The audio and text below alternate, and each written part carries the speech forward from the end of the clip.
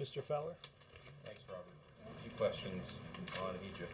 A broad one to start. Since the crisis began, a couple of the central questions have been whether President Mubarak should stay in power, and if so, whether he has the capacity to put in place these reforms that the people of Egypt want and the White House wants. Can you explain why, on those two fronts, the White House is not taking a position? Well, Ben, it is not up to us to determine when the grievances of the Egyptian people have been met by the Egyptian government. We have said all along that there are, as I mentioned, legitimate concerns and grievances had by the Egyptian people for a long time. The need for freedom to associate, freedom to communicate over the internet, freedom to assemble, the freedom of speech, and that those must be addressed in a substantive way by the Egyptian government. But we're not picking between those on the street and those in the government. As the Secretary of State said yesterday, we're for and have enumerated our concern for the people of Egypt. You say it's up to the Egyptian people. Is it fair and accurate to say that it is the stand of the White House that you do not want any kind of transition to be through the toppling of an existing head of state? It should be either through resignation or election? Let me be clear, because I'm not going to get into a series of hypotheticals. I think you heard yesterday very clearly the Secretary of State say that there must be an orderly transition, that a whole range of issues, some which I just talked about, have to be addressed, that there has to be meaningful negotiations with a broad cross-section of the Egyptian people, including opposition groups, that go to answering the very core of the freedoms that people desire. We've talked about those, and you've heard the President speak in Cairo about them. Free and fair elections in September for the presidency and for the parliament. Constitutional changes that facilitate a more open and more democratic process. These are some of the things that that I know we've spoken directly with the Egyptians about. Two others on this, please. The September elections you just referenced. Is it the preference of the U.S. government that Mubarak not run again? And it's not, the United States government does not determine who's on the ballot. The question is whether or not those elections are going to be free and fair. That's what we would weigh in on and weigh in on strongly. And of all these changes that you talk about that the U.S. government wants, can you give us some more detail, perhaps from over the weekend or today, about what the government is doing to help make it happen as opposed to just calling for it? Well, look, I'm going to let you report on that. I will say this: as you, I think, know, the president was briefed on the very latest, including readouts from our embassy and from our ambassador yesterday.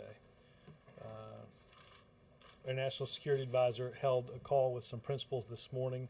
The president was briefed on the latest developments as a part of, as quite frankly, most of his daily intelligence briefing. The deputies committee, there's now sort of a standing morning meeting on the situation that was had later this morning, and the president's receiving updates regularly out of that. Ben, this is not about appointments. This is about actions. That's what I think people here and people around the world need to see from the Egyptian government. Yes, sir. Thank you. Robert, can you define what you mean by an orderly transition? Well, many of the things I just talked about, Jeff. I talked about a transition has to include, an orderly transition has to include a process of negotiations with a broad cross-section of the Egyptian people, including those that are in the political opposition at the moment. With the current government? Well, I mean, I don't think the grievances are going to be met unless there's some measure of that involved. They have to address the freedoms that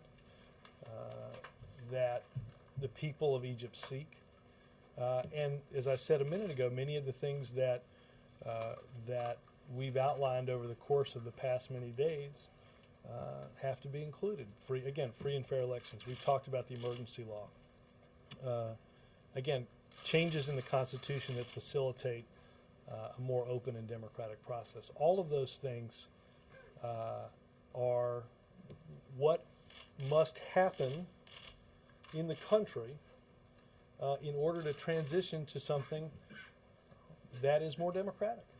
Do you believe President Mubarak is doing that now? Are you happy with his response so Again, far? I think this is not about appointments, it's about actions.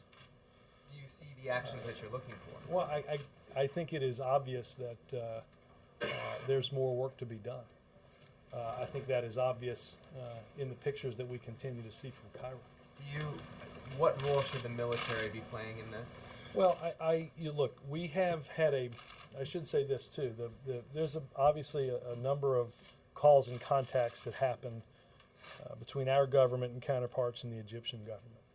We are thus far pleased at the restraint that has taken place and encourage that even as we see reports of increased participation tomorrow by protesters, that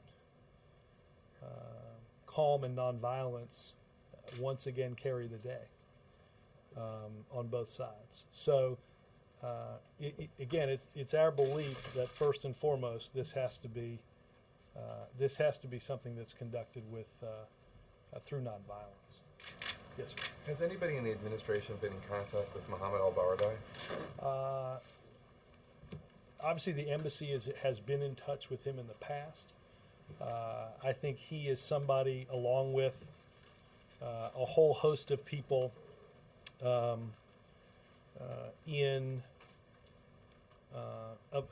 non-governmental voices in whether they're opposition political parties or whether they're heads of business or banks that we are regularly in touch with. I believe that they will continue to reach out to people like him and to a whole host of figures, again, non-governmental and civil society figures, to have a discussion with them about what Egypt must do and what Egypt must look like. Has the embassy been in touch with him in the last week? Not that I'm aware of, at least when I came in here. Would it make sense for somebody to be in touch with him? I think that outreach is ongoing. The Egyptian government in the past has conveyed to the Obama administration and to previous administrations that it suspects that that the democracy push from the U.S. Might result in something along the lines of what we've seen in Gaza, and that is an Islamist group being elected and gaining power, in this case, the Muslim Brotherhood. How much does the Obama administration agree with that assessment? Well, look, Jake, I think that, as I said here last week, I think that it is, from what we can see, it's not accurate to say that those protesting are made up of one particular group or one ideology. And I think it is clear that increase in democratic representation has to include a whole host of important non-secular actors that give Egypt a strong chance to continue to be the stable and reliable partner that the world sees in the Middle East. Al-Baradei told ABC News this weekend that the Muslim Brotherhood is no more extremist, is not an extremist organization, and is no different from Orthodox Jews in Israel or evangelical Christians in the United States. Does the Obama administration agree with that? Well, let me, without getting into a discussion about them, I think there are certain standards that we believe everybody should adhere to as being part of this process. One that is, to participate in this ongoing democratic process, one has to take part in it, but not use it as a way of simply becoming or taking over that process simply to put themselves in power. We believe that any group should strongly weigh in on the side of nonviolence and adherence to the law. Yes, sir. Orderly transition means change. So by using those words, is the administration not admitting that President Mubarak should leave? Again, Dan, that is. I do believe orderly transition means change, and what we've advocated from the very beginning is that the way Egypt looks and operates must change. That's why we believe we should increase the amount of freedom that is had by the Egyptian people on association, on assembly, on speech, on internet, and open communication. But that's not for us to determine what the parameters and what the limits of those are. But undoubtedly, transition in this case means change. So There's leader, no then, doubt about that. If he's the leader, though, are you not saying that he should be changed or removed from office by saying that? No, again, Dan, that is not for our country or our government to determine. I don't think that people that seek greater freedom are looking for somebody else to pick what and how that change looks like. That is, quite frankly, that doesn't adhere in any way to an open democratic process that allows for a full discussion and negotiation about what that freedom looks like. Freedom of many of the freedoms I just talked about, but greater economic opportunity, greater economic freedoms. That's not for us to determine. But the White House has really been ramping up its focus on innovation and jobs. There was a big event today as well. Does what is happening in Egypt distract at all from that push? No, not at all. The weather permitting, the president's planning to go later this week to Pennsylvania and continue our push on innovation. We will continue to work through all of that. I don't, events happen that any administration and any government have to respond to, but at the same time, much as we dealt with over the previous 2 years, you have to deal with many things happening at once, and that's what this administration continues to do. One final question. The president obviously is getting a lot of updates from his national security team, but is he also bringing in outside advisors to help him? Well, the National Security Council has regular outreach to experts around the country. I know they had some folks in here earlier today to talk about Egypt as part of that regular process. And I don't doubt that, again, at many levels of our government, we are talking to many people with insights into Egypt. Who were some of those people who came today? We can get you a list of all those folks. Chip. Robert, the president's schedule is clear today. Public schedule is clear today. Did he clear that schedule so that he could deal with this? No, that's again. He's gotten, as far as I know, as of right now, there's been, he's been briefed as part of the PDB on what's happened and on the discussions that have happened at a principal's and at a deputy's level. But I don't. There's nothing that I know that's been added to his schedule as a result of what's going on over the weekend. He's not monitoring this constantly. He's working on a lot of other stuff. He's working on a lot of stuff, but I will say this, Chip. Obviously, we give him updates as the situation dictates. Would you suspect we'll hear from him again sometime in the next few days as this goes on? I mean, again, I think that depends on some of what happens on the ground. You said that this transition does not mean that Mubarak would have to go and that. No. I want to be Go clear. ahead. I want to be very clear because I don't. That is not for me to determine. That is not for our government to determine. That is for the people of Egypt to determine.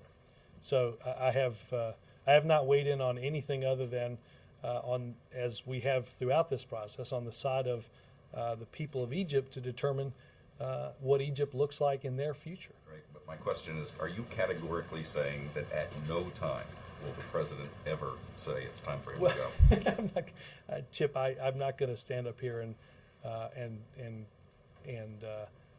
look that far into the future. It may be a few days in the future. It sounds like you're I'm- leaving the door open to the possibility No, that no. at some point. I appreciate the game we're playing.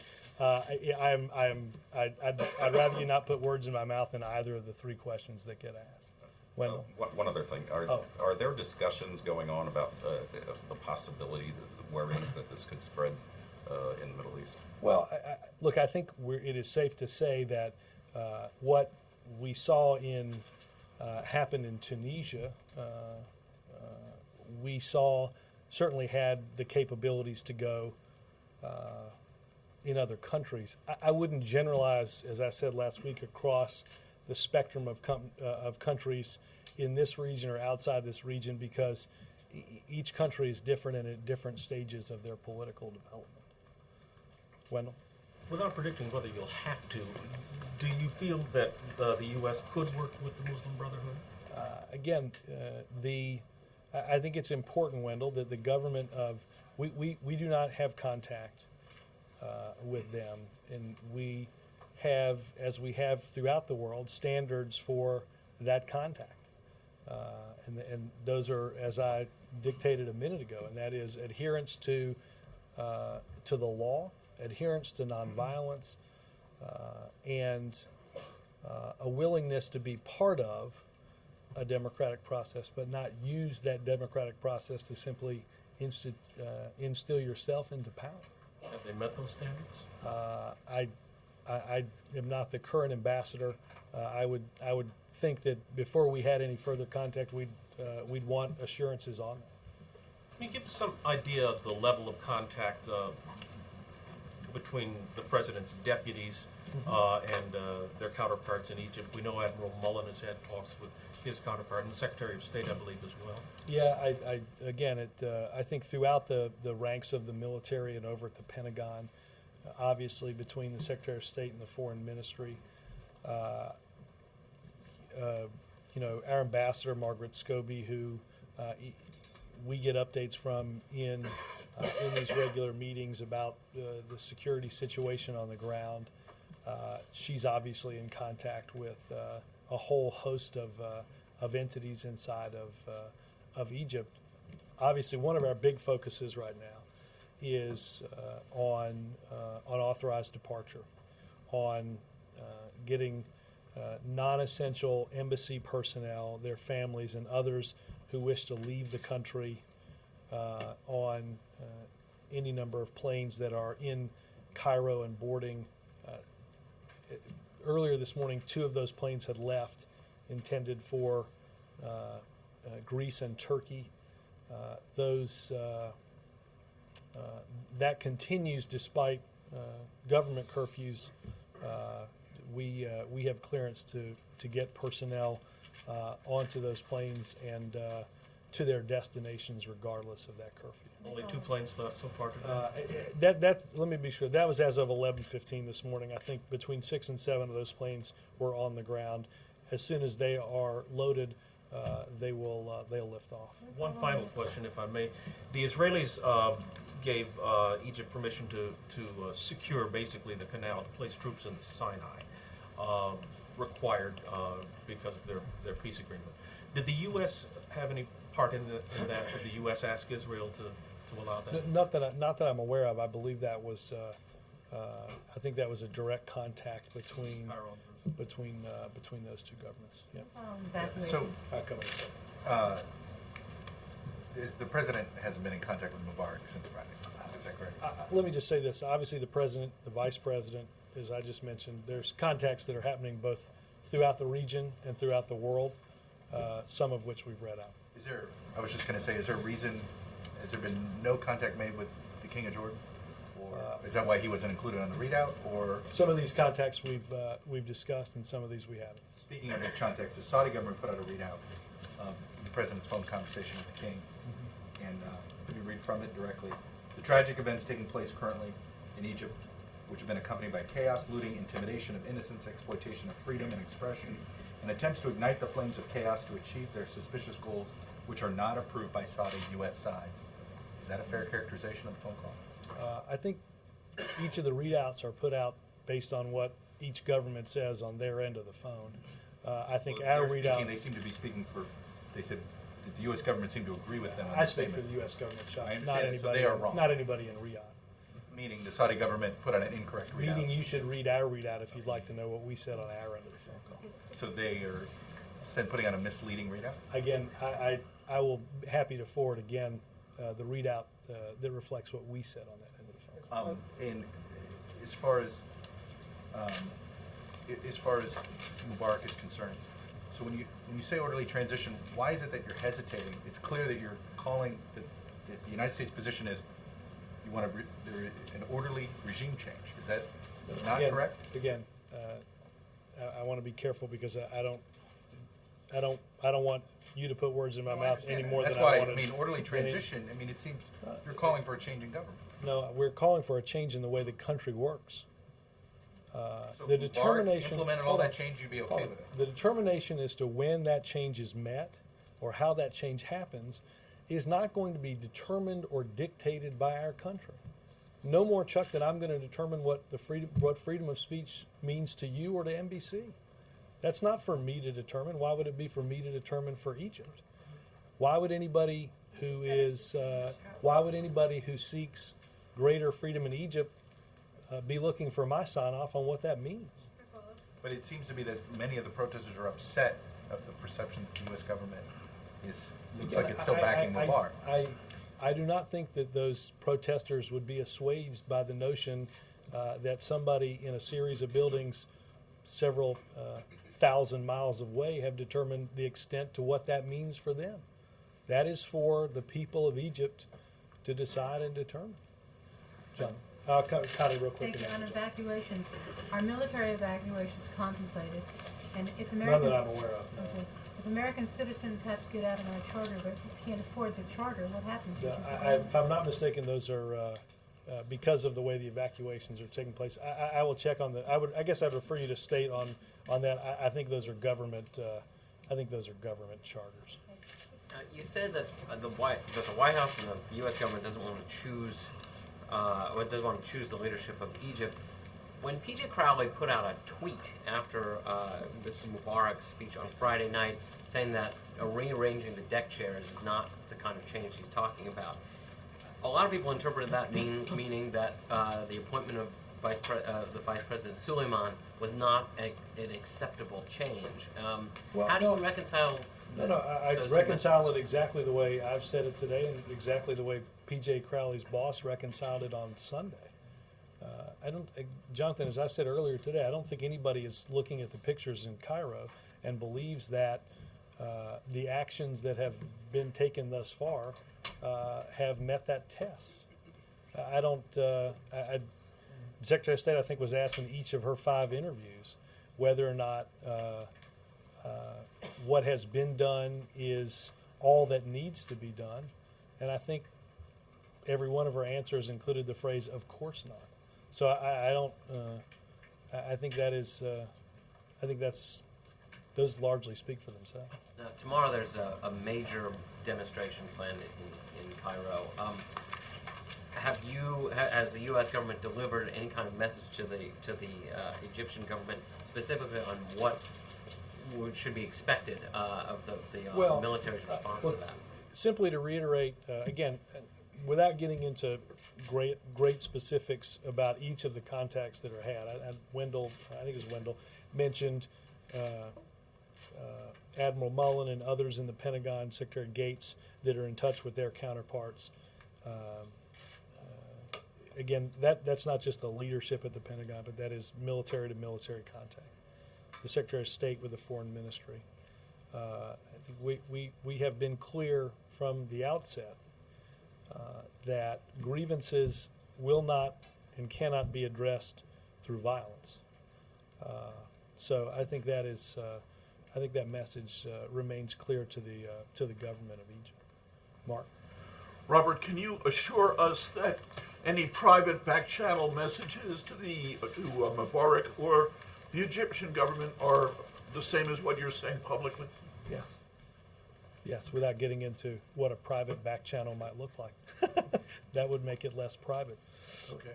Yes. No, I don't. Our messaging, I don't think the message would be quite clear or have a lot of impact if what I said up here transmitted to people throughout the region was different than what people heard in the region. It's happened in the past.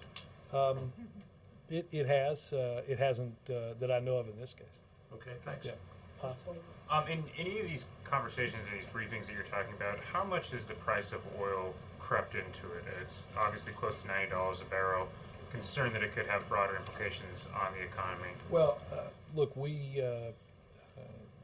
there are folks obviously in the NEC that are monitoring any impact that uncertainty or unrest has throughout financial markets.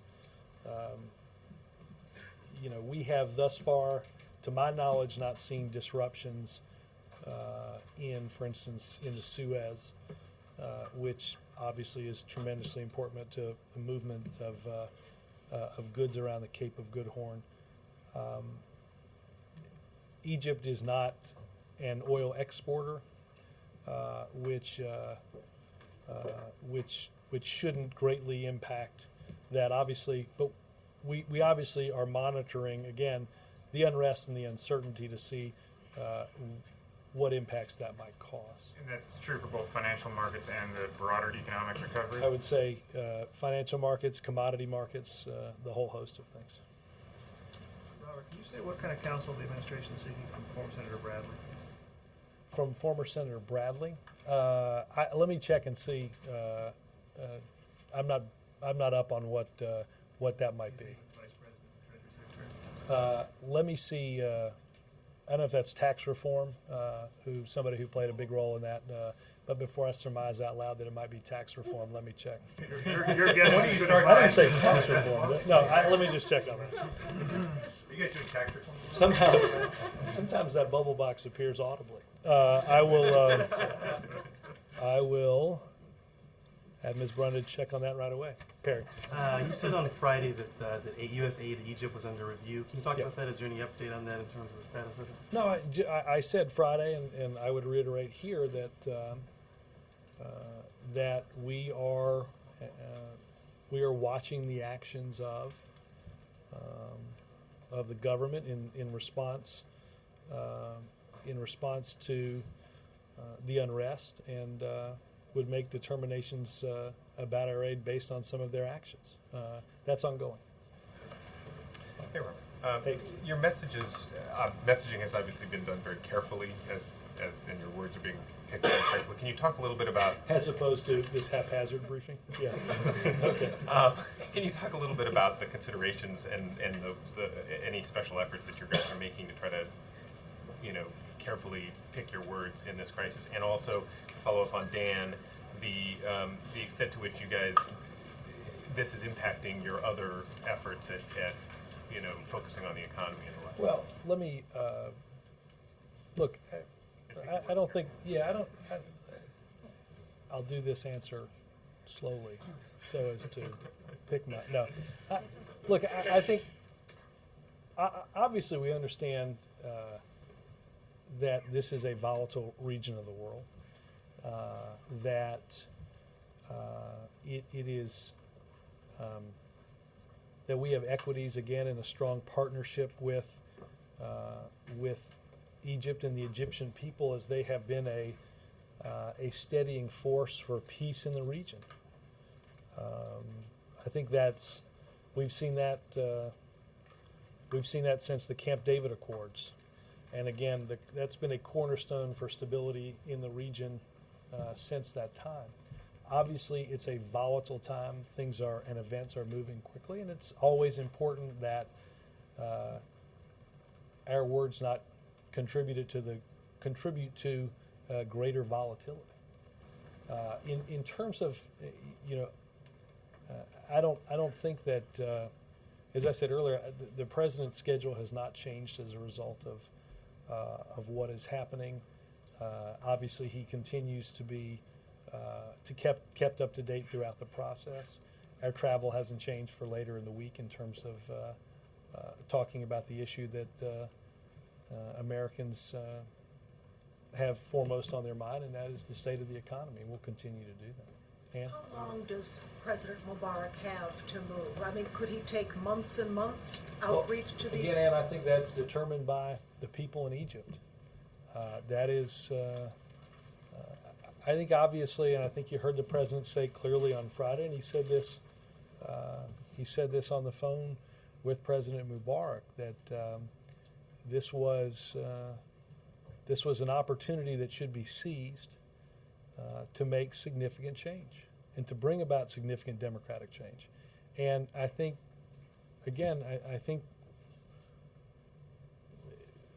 the reason that we talk about the fact that this will be determined by the people of Egypt, because this is not something where the people of Egypt, again, are going to be satisfied that there is some mystical third party that determines when enough has been done. As you heard, I said this on Friday, the president said this later on Friday, that governments in this country at all levels and governments around the world have to be responsive to their citizens. Let me ask as well, it's been reported that your successor, the new press secretary, will report to the communications director. Will there be a change in the way the press operation here works? Will the new press secretary be reporting to a communications director, not access director to the president? The modeling that we set up when we came in was quite honestly set up a bit like the previous administrations in some ways. There was a separate, in some different branches of the Bush administration, there was a communications operation that was, the press office was within, and sometimes when it was a separate office. Dan can stick his head out of his door, and I can hear it pretty clearly in my office, and vice versa. So I don't think anybody has to worry that the operation of the press operation will act differently simply by combining the efforts of press and communication, largely because, quite honestly, I think if you looked at it, and Dan and others and I have discussed this, there's a myriad of roles that are very duplicative. I mean, for instance, we have assistant press secretaries that have split up a series of issues that you all interact with them. If it's a Homeland Security issue, you deal with Nick. If there's an economic issue, you deal with Amy. There's a separate group of people in communications that works at the EEOB that they're regional, basically they're regional desks. They have the country split up, but they're answering many of the same questions. So I don't think you have to fear that that things are going to act differently with Jay up here. Will the new press secretary have your office? In a former Democratic administration, the communications director took your office. And I have not been told otherwise. Yes. Robert, I want to follow up on the issue of marriage and the president's 1996 statement. I'll read it again. I favor legalizing same-sex marriages and would fight efforts to prohibit such marriages. Why has the president abandoned this position? I can simply, I was not with the president in 1996. I was younger and thinner back then, same shoe size. I would simply say that I think that throughout the campaign in 2004 and the campaign in 2008, he's made his position clear on that. Was there a political motivation for the president to drop support for same-sex marriage as he pursued higher office? Again, I'd refer you to my previous answer. One yes, follow-up question that's two actually, but go ahead. I'll entertain the second. Will the president reclaim his support for same-sex marriage before the 2012 election? I'm not in the business of predicting. I think you've seen this president be clearly committed to issues of equality and justice. That's why in 2000, I can't speak to 2012, I can speak to 2011 as the year in which a policy like don't ask, don't tell will end. Yes, ma'am. Thank you. So what's going to be the indication for this administration that the Egyptian people are satisfied with the degree of change that they've received? Is it going to be when the protests end in the streets, or Well, I think when you'll some see, representatives? my sense is, you know, and look, I hate to get into, again, predicting this, but I think you would see, you'd see broad agreement in Egypt that that the cares and concerns of those that have manifested themselves in these protests, that some of those grievances have been met. And I think that's why I think many people throughout the world think that we haven't reached that level yet. And a slightly separate question, very different question about the ambassador to China, John Huntsman. There's been a lot of reporting over the weekend about the potential for him to run in 2012. Is there any concern that might affect the work that he's going to be doing for a major U.S. ally, economic issues and otherwise, over the next couple of months? Ambassador Huntsman has told told several people inside this building that he plans to leave at during the first part of this year. When the president picked him in 2009, it was because we believed and continue to believe he brings a broad range of experience to an extremely important ambassadorial post with one of our most important relationships in the world. The president continues to believe that. I've seen reporting on this today, and I think I want to be clear on this from up here. I've talked to several people in the building, and I have not heard anybody say they know what the future holds for Ambassador Huntsman, except to say, as I said earlier, that he will leave sometime in the first part of the year. The president, and I think the American people expect that that somebody that holds the post of ambassador from the United States to China will dedicate their full energy and time to that position, and we believe that Ambassador Huntsman believes that as well. Preparing to find a replacement for him? Well, I think it's safe to assume that when he started telling people in the building that he'd step down, that that's a process that was that has begun. Yes. Yeah, it is. It is not. I can take him off the list. April. Robert, back on Egypt, two questions, and following up to what a couple of people asked. You said that Egypt has been a cornerstone for that region since the Camp David Accords. What is this administration's greatest fear with all of this lawlessness? Well, look again. Let me rephrase what you think you got. Some of what you said there. I think they have been a valuable partner in the region in bringing about stability. I think the Camp David Accords have provided the cornerstone for that stability. And I think, well, it is our hope and our strong belief that that is a role that Egypt will continue to play for a long time going forward.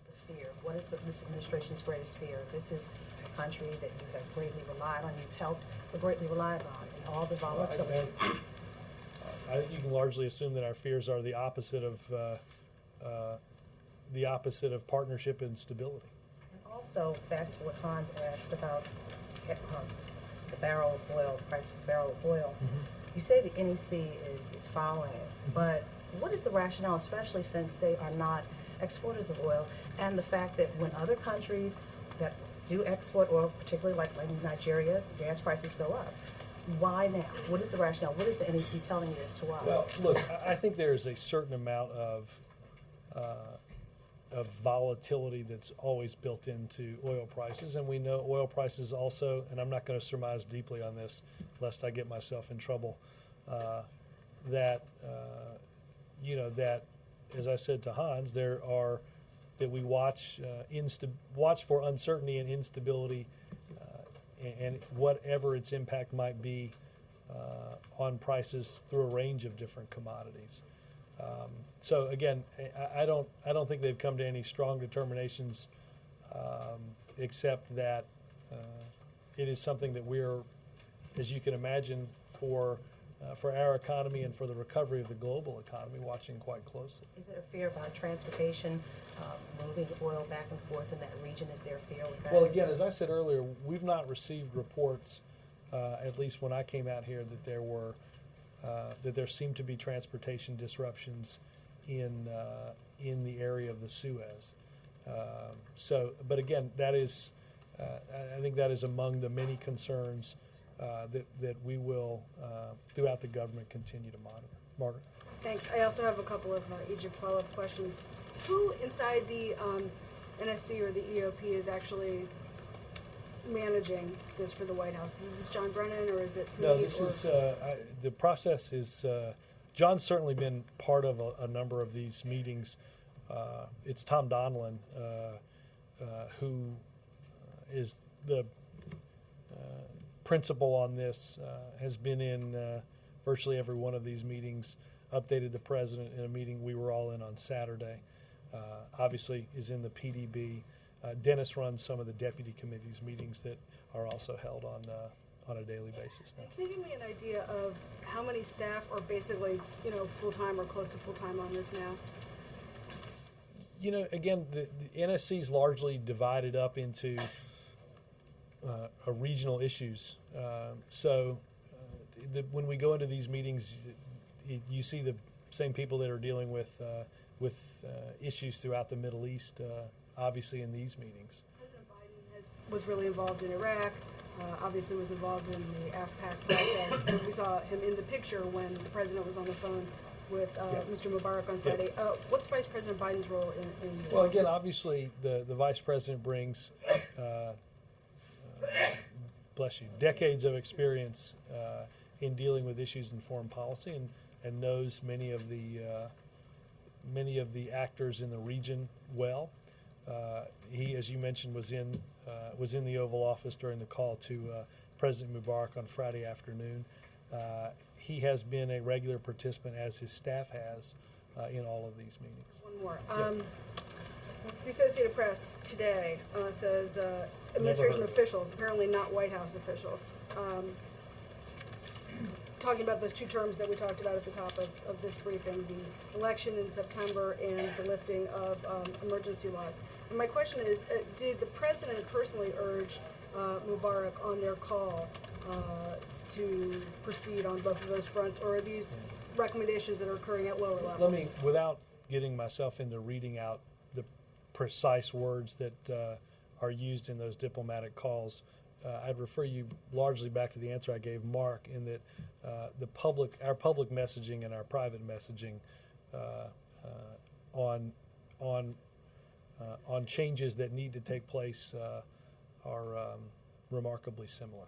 I got the sense that what you meant was that they were not contradictory, but that doesn't necessarily mean obviously this would be a choice that the president would have to calculate. Is this do I want to get involved at this level and make these personal recommendations? But can you tell us whether? Well, look, again,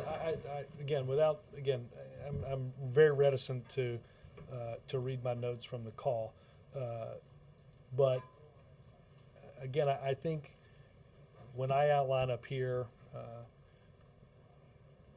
many of the things that you heard the president has talked about throughout the many meetings that he's had over the course of the past couple of years, and in the speech in Cairo, things like free and fair elections, constitutional change, the freedoms that we've enumerated, I think are all very consistent with messaging that is being delivered at all levels of our government, throughout all levels of Egyptian government. Thanks. Yes, sir.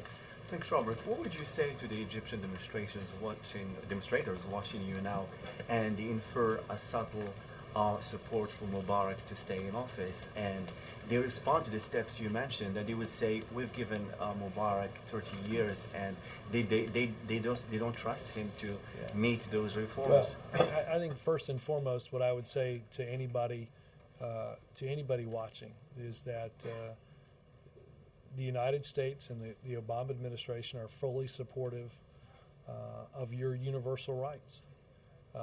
And look, this country was founded on the principle of grievances with government and setting about a constitution that addresses a process for those grievances to be heard.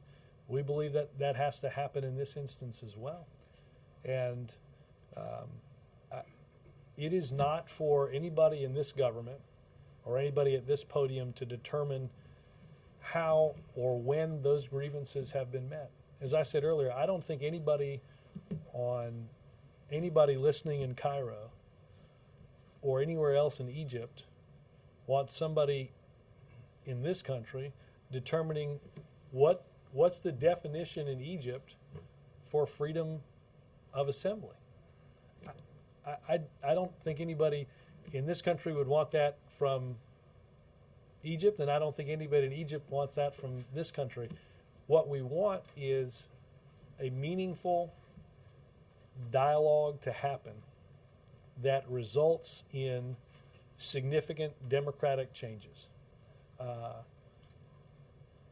When those changes and when those grievances have been met through those changes, then we'll know that from the people of Egypt. Does that apply to other countries, Robert? Be at the table there. I'm just curious. Who do you guys have? Who do you expect to be at a table for this meaningful dialogue? Is it Al Baradei? Is it representatives of the Muslim Brotherhood? I mean, Chuck, I think guess it's like how does he do this? Who are the people at the table? This has to be determined by the people in Egypt. How big is?